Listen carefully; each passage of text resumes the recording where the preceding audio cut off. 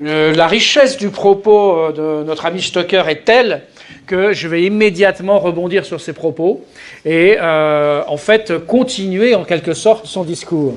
À savoir, vous avez évoqué la première offensive la première offensive anti-eurasiatique qui a été donc la chute de Louis XVI.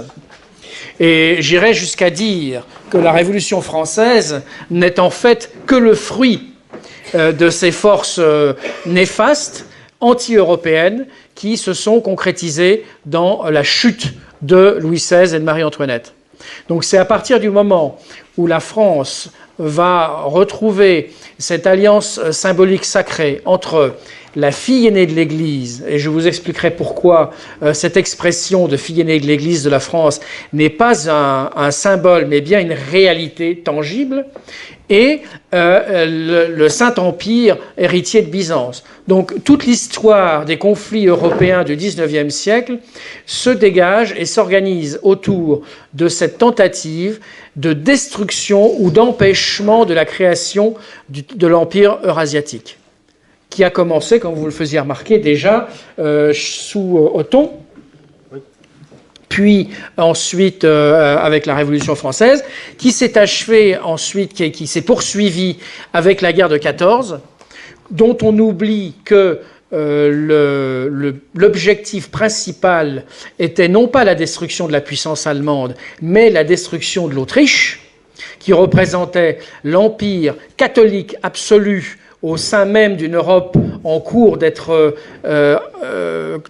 laïcisée totalement, et une Europe aux mains d'une franc-maçonnerie active. Rappelons-nous que peu de temps avant la guerre de 14, les Français font des lois anticléricales très violentes.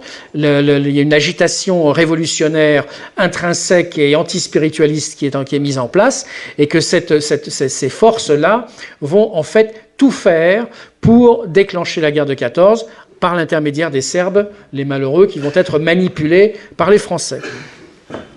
Bon, alors ceci c'était pour rebondir sur les propos de notre ami Stocker, mais auparavant nous avons eu une intervention de M. Dugin. Alors il a terminé son intervention en parlant d'orthodoxie. Alors, en ce qui concerne l'orthodoxie et ses implications dans ce qui pourrait être une renaissance eurasiatique, et surtout ses implications dans une certaine théologie orthodoxe qui pourrait être un lien avec le catholicisme, je voudrais préciser qu'il y a un certain nombre d'imprécisions qui existent dans la foi catholique, plus exactement la foi catholique romaine, puisque je rappelle que les orthodoxes se considèrent comme faisant partie de l'Église catholique. C'est donc de l'Église catholique orthodoxe et l'Église catholique romaine qu'il s'agit. En ce qui concerne l'Église catholique orthodoxe, la première chose qu'il faut savoir et qui va expliquer ou qui va permettre de comprendre le reste du processus, c'est que le mal ou l'enfer n'est pas un lieu ou un personnage créé par Dieu. Dieu n'a pas créé le mal, n'a pas pu créer le mal. Le mal, l'enfer, est le lieu de l'absence de Dieu. C'est le lieu de l'obscurcissement du rayonnement divin. C'est-à-dire que quand Sartre dit « l'enfer c'est l'autre », c'est quand l'autre ne regarde plus Dieu qu'effectivement l'enfer c'est l'autre. L'enfer c'est l'autre si cet homme n'a pour autre vision que autre centre que l'homme lui-même.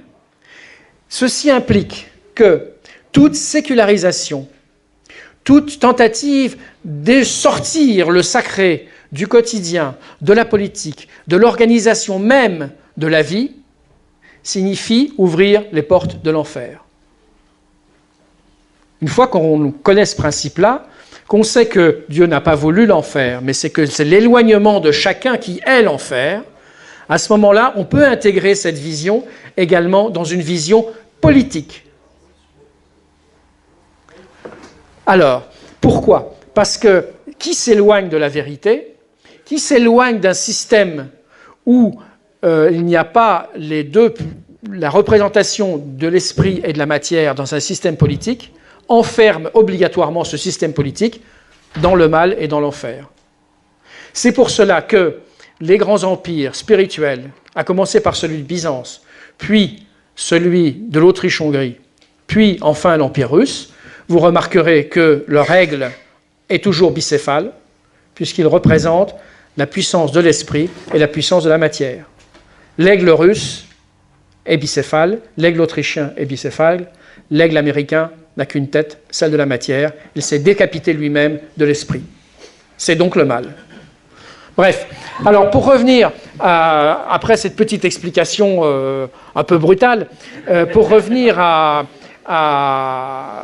aux propos précédents, alors pourquoi la France, fille aînée de l'Église ?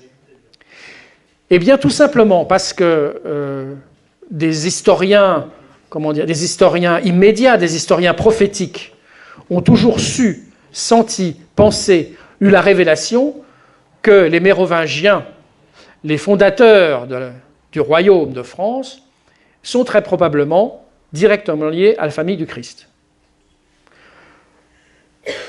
Ce qui explique tout simplement que la France est la fille aînée de l'Église parce qu'elle est effectivement de la famille du Christ. C'est tout simple.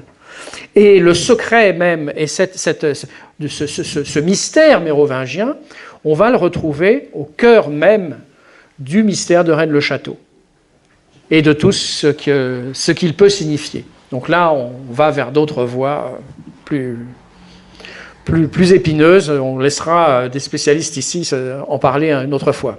Donc la France, fille aînée de l'Église, et l'Empire, le Saint-Empire, je rappelle Saint-Empire, c'est très important, ne jamais oublier, le Saint-Empire, la première Rome, le Saint-Empire de Constantin avec son aigle bicéphale, puis le Saint-Empire romain Deutsche Nation, donc le Saint-Empire romain germanique. J'aime pas trop le Deutsche Nation, mais bon, le germanique, je trouve que c'est plus intéressant.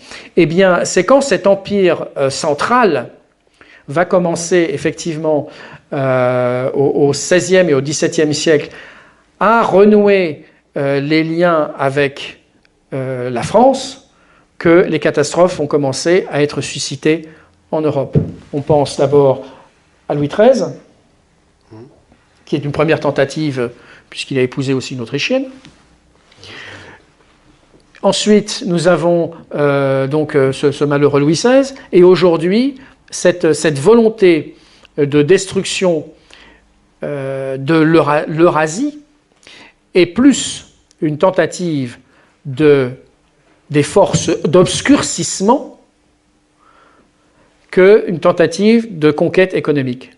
En fait, nous avons, comme le faisait remarquer également Alexandre Douguine, le combat en géopolitique n'est pas aujourd'hui au niveau d'enjeux stratégiques, il n'est pas au niveau d'enjeux économiques, il est au niveau d'enjeux principiels des forces du bien et des forces du mal. Les forces du mal n'étant elles-mêmes que l'obscurcissement de la proximité du divin. Le mal n'est pas quelque chose qui agit en lui-même. Le mal, c'est quelque chose qui n'est pas. C'est quelque chose qui agit en contre-marque. C'est l'inverse de la lumière. Et c'est cette inversion des matières et cette matérialisation intrinsèque du monde moderne qui est, en fait, au cœur de ce combat eurasiatique. Alors, pour être plus précis, je vais évoquer un dernier point qui me semble important. Dans les débuts du christianisme, nous avons eu une hérésie qu'on appelle l'hérésie monophysite. Donc l'hérésie monophysite est extrêmement importante, puisque c'est de cette hérésie monophysite qui a failli d'ailleurs balayer le christianisme, qui a été le ferment qui a permis ensuite à l'islam de se créer. Cette théorie monophysite, en fait, elle est à la source du matérialisme occidental contemporain. Que dit cette hérésie monophysite ? Et tout simplement que Dieu n'est qu'une personne.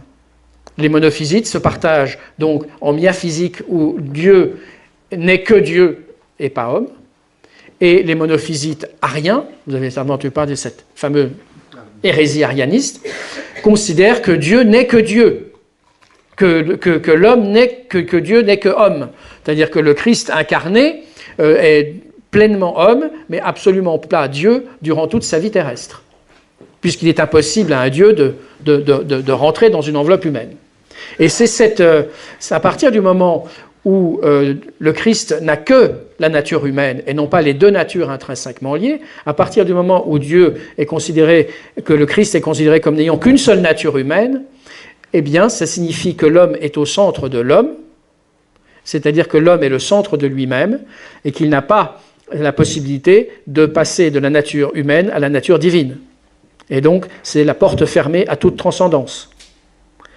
Et à partir du moment où où l'homme-Dieu n'est plus que homme, éloigné de Dieu, le matérialisme prend pied en tant que théorie spirituelle. Et il sera à remarquer, même si j'ai dans cette salle certainement des gens proches de l'islam ou d'un certain islam, il est très intéressant de remarquer que l'islam s'est recruté essentiellement en pays arianistes. Et que cette théorie même du Christ n'étant que homme est aussi l'une des portes qui, pour certains soufistes, font accepter le Christ comme étant un prophète, ou en tout cas comme étant éventuellement le Mahdi, mais en tant que Dieu étant devenu homme, mais que homme.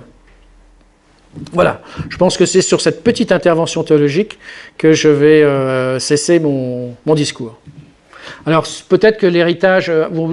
s'il était prévu que je parle de l'héritage de Jean Parvulesco, et donc on va quand même le faire un petit peu, parce que c'est le cœur du sujet. Mais je pensais que ces quelques mots auparavant étaient très précieux. Alors... Je voulais juste préciser quelque chose sur la France fille aînée de l'Église. Il y a cette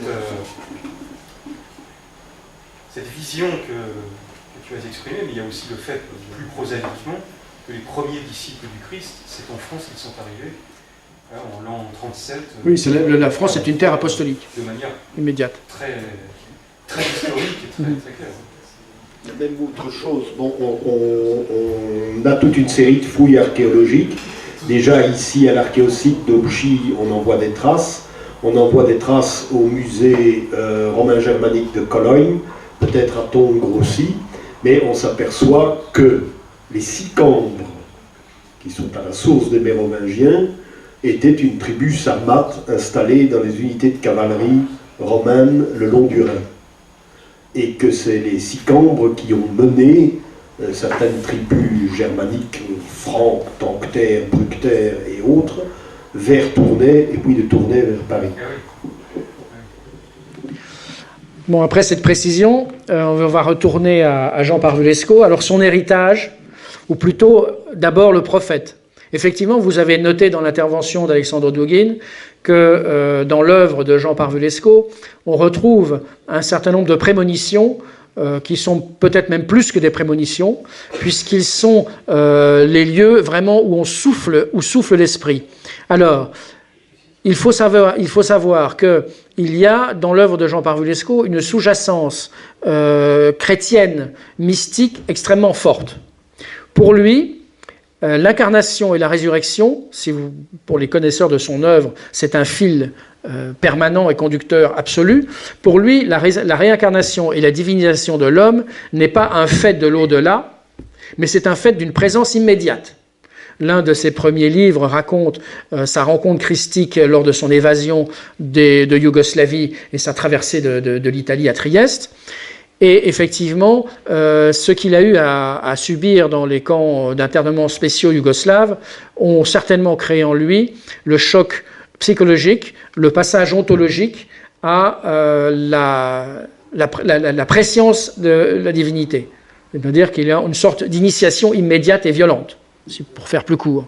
Et qu'après ce passage de désincarnation et de réincarnation successives qu'il a eu à subir en Yougoslavie, il a certainement vécu un point de non-retour dans sa vision spirituelle du monde. La vision politique qui vient ensuite n'est en fait qu'une expression contingente de cette vision spirituelle essentielle qui est centrée autour de la possibilité de la résurrection immédiate dans ce monde pour certains et aussi de la présence mariale immédiate et palpable. Présence immédiate et palpable qui est, quand je dis immédiate et palpable, elle est au détour d'un chemin, quelqu'un qui vous donne du pain. On n'est pas dans la métaphore. Et pour aller plus loin, le parcours politique pourra étonner, puisqu'on on retrouvera Jean Parvulesco d'abord à l'OAS. Donc, on peut difficilement le soupçonner de philo-gaullisme, après avoir combattu dans les unités spéciales des commandos Delta en OAS, à Madrid, dans l'OAS Métro. Eh bien, effectivement, on s'étonnera de le retrouver quelques années plus tard à l'avant-garde du gaullisme le plus grand continental. Certains de ses amis d'époque ne lui en pardonneront pas d'ailleurs. Il est à noter un événement considérable qui est également très présent dans l'œuvre de Jean Parvulesco, qui a eu lieu en Espagne dans les années 60, c'est la mort de sa première épouse. Ce choc total qu'il a considéré probablement à juste titre comme une attaque personnelle des forces du mal contre l'œuvre en cours, cette perte a été pour lui un deuxième moteur intégral de toute son œuvre. C'est-à-dire que c'est le personnage de cette épouse disparue hante l'œuvre de Jean Parvulesco d'une façon lancinante et incroyablement puissante. Et c'est à la suite de cette perte que s'ouvre pour lui également, s'entr'ouvre la prescience de l'immédiateté d'une résurrection dans ce monde pour de certaines personnes. Et tout cela, évidemment, de façon relativement voilée. Après cet échec, donc, on le retrouve, Jean Parvulesco, en Afrique, aux côtés de Jonas Savimbi. On le retrouve avec cette rencontre extraordinaire avec Dominique de Roux, qui a été un moment clé, un moment phare, un moment central de son engagement politique. Et c'est probablement Dominique de Roux qui l'amène à découvrir le gaullisme sous un autre angle, et non pas un angle contingent français, mais une vision politique beaucoup plus large, qui est peut-être effectivement une des dernières grandes visions politiques d'un dirigeant français. Peut-être Mitterrand, par certains aspects, a eu une vision politique un petit peu plus, peut-être pas à ce niveau-là, mais quand même relativement plus vaste que ce que l'on connaît aujourd'hui. Cela étant, Mitterrand n'a jamais été un homme de gauche. Hein. C'est un autre problème. Bref, en ce qui concerne son héritage, c'est à cette époque-là. Il se remarie, il rentre en France après des passages en Suisse, et là, il démarre véritablement sa carrière d'écrivain. Sa carrière d'activiste s'achève de façon relativement brutale, et à partir du moment où il aura cessé ses activités politiques immédiates et, on va dire, violentes, je pense qu'on peut le dire qu'il s'est rangé des voitures et qu'il ne bougera plus, ou pratiquement plus, de son appartement du 16e arrondissement. Il déménagera d'une rue à l'autre au gré des loyers impayés, mais en fait, il ne quittera plus le 16e arrondissement. Oui, et ses arrêts d'autobus. Et au sujet de ce 16e arrondissement, il va se créer une sorte de géographie sacrée autour d'un Paris mystérieux, souterrain, secret, apocalyptique, visionnaire. Et ça va être de nouveau tout un pan de son œuvre qui va être axé autour de l'existence dans une zone géographique précise et réduite de souterrains, on va dire cosmiques ou métapolitiques, ou métacosmiques et amoureusement cosmiques, comme il le dit lui-même, et que ces souterrains locaux sont également à l'image des souterrains qui existent dans la politique grand continentale. C'est-à-dire qu'on peut considérer le 16e arrondissement de Jean Parvulesco comme le microcosme d'un macrocosme qui serait l'Eurasie, avec les mêmes chemins secrets, les mêmes passages, les mêmes portes dérobées et les mêmes manipulations ésotérico-politiques que l'on peut retrouver dans ses œuvres. Celles-là, on peut les retrouver, et on les retrouve aujourd'hui actives. Et quand il dit que nous sommes à l'aube des grands temps, je pense qu'il a tout à fait raison, et je suis certain aussi que contrairement aux orthodoxes qui ont conservé cette vision des choses, l'Occident a oublié la force de la prière. C'est-à-dire, je pense, et mon père l'a très certainement beaucoup pratiqué, la prière est une arme de combat, au même titre qu'un cocktail Molotov. Ça peut paraître curieux, mais si c'est bien mené, c'est aussi puissant.